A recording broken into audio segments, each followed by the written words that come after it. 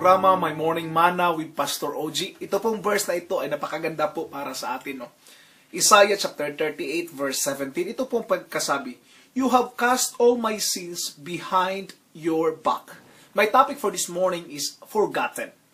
Hindi tayo ang kinalimutan ng Diyos, kundi ang kasalanan natin ay kinalimutan ng Diyos. Sinabi ng Biblia na tinapon ng Diyos sa likod niya yung ating mga pagkakasala at pagkakamali. Anong ibig sabihin niyan, Pastor? Ang ibig sabihin niyan, nagkaroon ng divine amnesia ang Panginoon pagdating sa ating mga kasalanan. Tinanong natin ang Diyos, Lord, naalala mo pa ba yung nakaraang taon na kasalanan ko, hiningan ko ng tawad?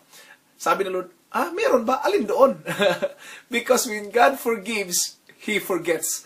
Nais ko lang pong iparating sa iyo, huwag na nating balik-balikan yung mga kasalanan na yun. When God forgives us of our sins, God forgets everything.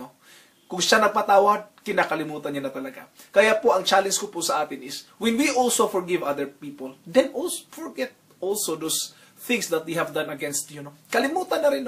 Kasi tayo man din ay kinalimutan na ang ating kasalanan ng ating Panginoon. Last point po na gusto kong bitiwan. We invite defeat when we remember what we should forget. Ulitin ko po. We invite defeat when we remember what we should forget.